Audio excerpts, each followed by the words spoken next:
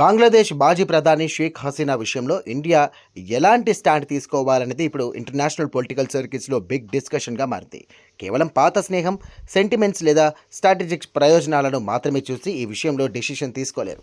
అలానే ఇరు దేశాల మధ్య మెయిన్ డిస్ట్రిబ్యూట్గా మారినటువంటి ఒక మాజీ ప్రధానికి ఇండియా నిరంతరం పొలిటికల్ షెల్టర్ ఇస్తూ ఉండిపోవడం కూడా ప్రాక్టికల్గా పాసిబుల్ కాదు. ఇక ఏడాది చివరి నాటికి తన సొంత దేశానికి తిరిగి వెళ్లాలని హసీనా స్వయంగా తన విష్ ఎక్స్ప్రెస్ చేశారు. కానీ మానవాళికి వ్యతిరేకంగా క్రైమ్స్కి పాల్పడ్డారనే ఆరోపణలపై విచారణ ఎదుర్కొనేందుకు హసీనాను తమకు అప్పగించాలంటూ బంగ్లాదేశ్లోని కొత్త ప్రభుత్వం ఇండియాపై ప్రెజర్ పెడుతోంది. ఇప్పటికే బంగ్లాదేశ్ నుండి ఎక్స్ట్రాడిషన్ రిక్వెస్ట్ ఇండియాకు రాగా లీగల్ ప్రొసీజర్స్ ప్రకారమే దీన్ని ఎగ్జామిన్ చేస్తున్నామంటూ న్యూఢిల్లీ క్లియర్గా స్పష్టం చేసింది. దీంతో ఈ అంశం కేవలం పర్సనల్ షెల్టర్ నుండి legal, diplomatic and geopolitical క్రైసిస్గా మారిపోయింది. ఇక్కడ భారత్ ఒక బేసిక్ ఫ్యాక్ట్ని మైండ్లో ఉంచుకోవాలి. దాదాపు 17 ఏళ్ల పాటు బంగ్లాదేశ్ పొలిటికల్ హిస్టరీలో హసీనానే మెయిన్ లీడర్. ప్రజా తిరుగుబాటు తర్వాత ఆమె పవర్ పోయినప్పటికీ ఆమె పార్టీ అయినటువంటి అవామీ లీగ్ను బంగ్లాదేశ్ రాజకీయాల నుండి పూర్తిగా తుడిచివేయడం అంత ఈజీ కాదు. ఇక్కడ పొలిటికల్ చేంజెస్ వేగంగా జరుగుతున్నాయి. ఎలక్షన్స్ తర్వాత బీఎన్పీ పార్టీ పవర్లోకి రావడం, తారిక్ రెహమాన్ ప్రైమ్ మినిస్టర్ అవ్వడం, మిర్జా ఫక్రుల్ ఇస్లాం అలంగీర్ ప్రెసిడెంట్గా రెస్పాన్సిబిలిటీస్ తీసుకోవడంతో అక్కడ సీన్ పూర్తిగా మారిపోయింది. ప్రస్తుతం బంగ్లాదేశ్లో ఉన్నటువంటి రియాలిటీని బట్టి ఇండియా తన డిప్లొమాటిక్ మూవ్స్ వేయాల్సి ఉంటుంది.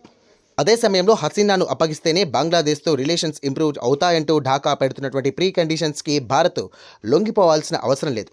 డిప్లొమాసీ వేరు, లొంగిపోవడం వేరు. ఇండియా బంగ్లాదేశ్ మధ్య ఎక్స్ట్రాడిషన్ ట్రీటీ ఉన్నప్పటికీ అప్పగించడం అనేది డైరెక్ట్ డిపోర్టేషన్స్ కాదు. దీనికి కొన్ని చట్టపరమైనటువంటి నిబంధనలు, అలాగే జ్యుడిషియల్ స్క్రూటినీ ఉంటాయి. పొలిటికల్ కక్ష సాధింపుతో విధించినటువంటి ఉరిశిక్ష పడే అవకాశం ఉందంటూ తెలిసి హసీనాను బ్లైండ్గా బంగ్లాదేశ్కు అప్పగిస్తే ఇంటర్నేషనల్ లెవెల్లో ఇండియా డిప్లొమాటిక్ ఇమేజ్కి హ్యూజ్ డ్యామేజ్ అవుతుంది. ఆమెను అప్పగించాల్సి వస్తే కనుక ఆమెకు చట్టపరమైనటువంటి రక్షణ, అపీల్ చేసుకునే ఛాన్స్, ముఖ్యంగా ఉరిశిక్ష పడకుండా ఉండేలా పక్కా గ్యారంటీలను భారత్ డిమాండ్ చేయాల్సి ఉంటుంది. అలా అని హసీనాను ఇండియాలో శాశ్వతంగా పొలిటికల్ షెల్టర్ ఇవ్వడం కూడా కరెక్ట్ కాదు. ఇండియన్ సోయల్ నుండి ఆమె పొలిటికల్ స్టేట్మెంట్లు ఇవ్వడం వల్ల ఢాకాతో ఉన్నటువంటి రిలేషన్స్ మరింత చెడిపోయే ఛాన్స్ ఉంది. వేరే దేశానికి షెల్టర్ కోసం వచ్చినప్పుడు అక్కడ ల్యాండ్స్ను సొంత దేశంపై పొలిటికల్ వార్ చేయడానికి వాడకూడదనే ప్రోటోకాల్ను హసీనా ఫాలో అయ్యేలా భారత్ జాగ్రత్త పడాలి.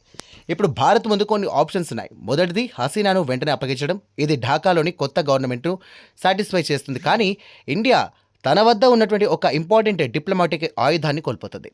ఇక రెండవది, ఈ ప్రాసెస్ను అపరిమితంగా డీలే చేయడం. అది లీగల్గా సేఫ్ అయినప్పటికీ డిప్లొమాటిక్గా బంగ్లాదేశ్ మరియు భారత్ సంబంధాలను ఎప్పటికీ రిస్క్లోనే ఉంచుతుంది. ఇక మూడవది అత్యంత తెలివైన ఆప్షన్, కండిషనల్ ఎక్స్ట్రాడిషన్. ఇక అంతర్జాతీయ స్థాయిలో పారదర్శకమైనటువంటి విచారణ జరగాలంటూ ఉరిశిక్ష అమలు చేయకూడదంటూ పక్కా గ్యారంటీ తీసుకున్నాకే ఆమెను అప్పగించేలా ఢాకాతో సైలెంట్గా ట్యాక్స్ జరపడం. చివరిగా హసీనా ఇష్యూ ఒకటే భారత్ బంగ్లాదేశ్ రిలేషన్స్ని డిసైడ్ చేయకూడదు. హసీనా వ్యవహారాన్ని పక్కన పెట్టి trade, connectivity, water sharing, border security, energy ఇటువంటి కీలకమైనటువంటి అంశాలతో ఇక బంగ్లాదేశ్తో ఇండియా తన మైత్రిని మరింత పెంచుకోవాలి. చైనా ఇన్ఫ్లుయెన్స్ను అడ్డుకోవడానికి ఇది చాలా అవసరం. పొరుగు దేశంతో ఉన్నటువంటి సుదీర్ఘ సంబంధాలను ఒక వ్యక్తి కోసం పణంగా పెట్టకుండా లీగల్టీని, డిప్లొమాసీని బ్యాలెన్స్ చేస్తూ భారత్ అడుగులు వేయాల్సి ఉంది.